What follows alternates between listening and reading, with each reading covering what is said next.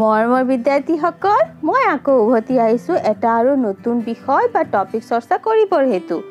20 নং পাঠদান শিতানলৈ আগবঢ়াৰ আগতে তোমালোকে মোক কোৱাচোন, আমি 19 নং পাঠদান শিতানত কোনটো বিষয় শিকিছিলোঁ? তোমালোকে মনত ৰাখিছা দেখোন। আমি শিকিছিলোঁ একে আখৰবোৰক আস্থানি মিলাই দিয়া। আৰু আজি 20 নং পাঠদান শিতানত আমি শিকিবলৈ গৈ আছোঁ মাত্ৰা থকা আৰু নথকা বৰ্ণবোৰ বাছি উলিয়াই লিখা এই বিষয় বা টপিকটো। পাঠদান শিতানৰ কাৰ্যসূচী আগবঢ়োৱাৰ আগতে ব'লা আমি ক ফলাখন এবাৰ লগ লাগি মাতি লওঁ। ব'লা শিশুসকল, আমি বৰ্ণ পৰিচয় কিতাপখনৰ পৰা ক ফলা বা ব্যঞ্জন বৰ্ণখন সকলো এবাৰ লগ লাগি মাতি লওঁ। মোৰ লগে লগে তোমালোকে ধুনীয়াকে মাতি যাবা দেই।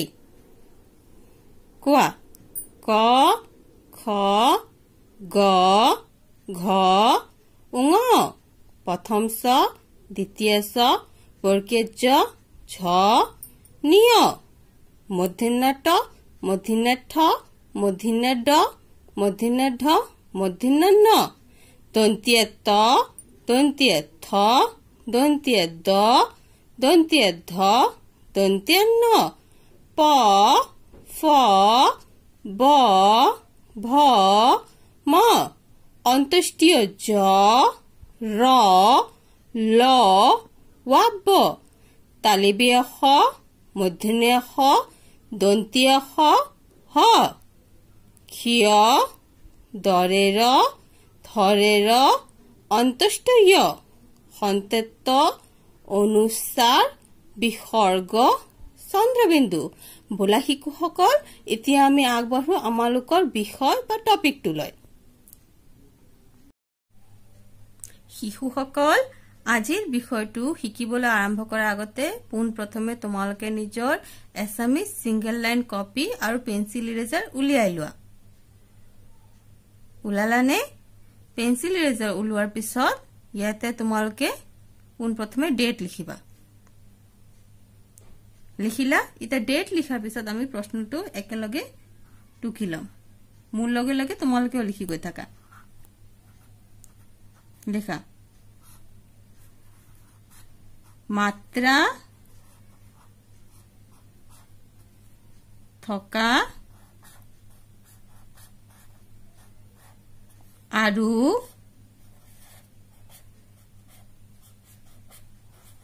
নথকা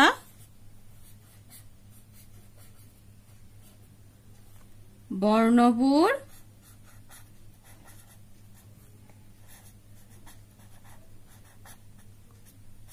বাছি উলিয়াই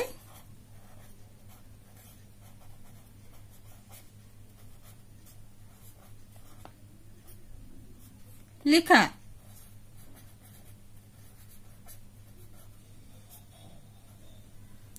শিশুসকল, প্ৰশ্নটো লিখি ললানে? শিশুসকল, মই ইয়াতে যেনেকে বক্স ৰেডি কৰি লৈছো, ইয়াতে এটা বক্স আছে আৰু ইয়াতে এটা বক্সত মই দুভাগ কৰি লৈছো। এনেকে তোমালোকে বক্স বনাই লব লাগিব। এতিয়া এই প্ৰথম বক্সটোৰ ভিতৰত আমি কিছু বৰ্ণ লিখিম। মোৰ লগে লগে তোমালোকেও লিখি গৈ থাকিবা আৰু কোৱা এইবোৰ কি বৰ্ণ হয়। এইটো কি বৰ্ণ হয়? ৰ। এতিয়া কোৱা এইটো কি বৰ্ণ হয়? কি বৰ্ণ হয় এইটো? প। এতিয়া কোৱা এইটো কি বৰ্ণ হয়? কি বৰ্ণ হয় এইটো? মূৰ্ধন্য ষ। এতিয়া কোৱা এইটো কি বৰ্ণ হয়?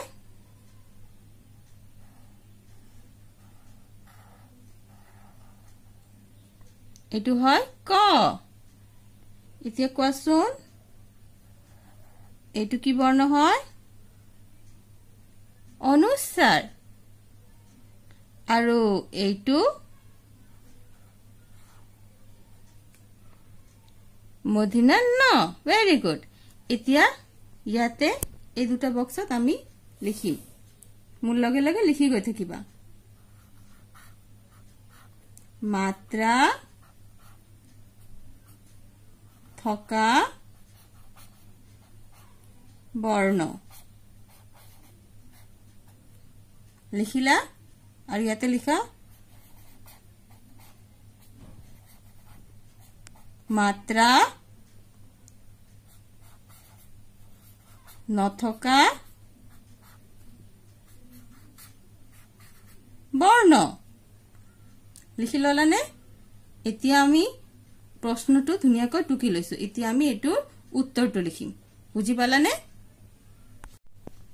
শিশুসকল ইয়াতে চোৱা ইয়াতে আমি কিছুমান বৰ্ণ লিখিছো আৰু ইয়াতে মাত্ৰা থকা বৰ্ণ আৰু মাত্ৰা নথকা বৰ্ণ দুটা ভাগ কৰি লৈছো এতিয়া এই বৰ্ণবোৰৰ পৰা যিবোৰৰ ওপৰত মাত্ৰা আছে আমি সেই বৰ্ণবোৰ এইফালে লিখিম আৰু যিবোৰৰ ওপৰত মাত্ৰা নাই আমি সেই বৰ্ণবোৰ এইফালে লিখিম ঠিক আছে এতিয়া চোৱা এটু কি হয় মাত্ৰা হয় নে নহয় এটু মাত্ৰা হয় তাৰ মানে ৰ ওপৰত মাত্ৰা আছে নে নাই আছে তেতিয়াহলে আমি ৰ কত লিখিম ইয়াতে মাত্ৰা থকা বৰ্ণ ৰ এতিয়া কোৱা এটু কি বৰ্ণ হয় প পৰ ওপৰত মাত্ৰা আছে নেকি নাই তেতিয়াহলে আমি প কোনফালে লিখিম এইফালে মাত্ৰা নথকা বৰ্ণ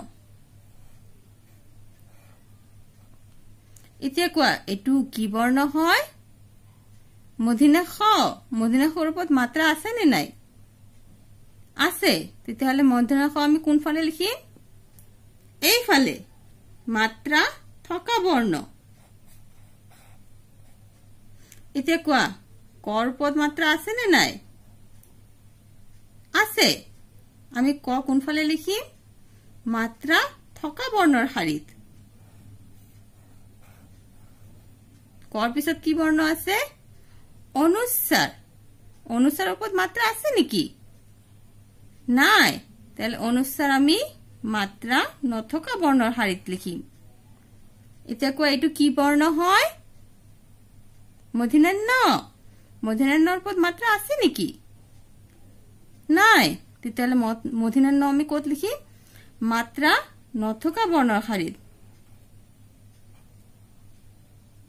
শিশুসকল তোমালোকে এই বিষয় বা টপিকটো ভালকে বুজি পাইছানে আশা কৰো তোমালোকে এই বিষয় বা টপিকটো ভালকে বুজি পাইছা এতিয়া বলা আমি আগবাঢ়ো আমাৰ গৃহকাৰ্য বা হোমৱৰ্কৰ ফালে শিশুসকল আজি মই তোমালোকক হোমৱৰ্ক বা গৃহকাৰ্য হিচাপে দিবলৈ ওলাইছো ক ফলাখন পোনপ্ৰথমে ইয়াতে ডেট লিখিবা তাৰ পিছত নিজৰ সিঙ্গেল এছএমএছ লাইন কপিখনত ক ফলাখন ধুনিয়াকৈ লিখিবা বুজি পালানে আজিলৈ মই মোৰ ক্লাস ইয়াতে সামৰিলো দেখা হ'ব আমাৰ নেক্সট ক্লাছত বাই বাই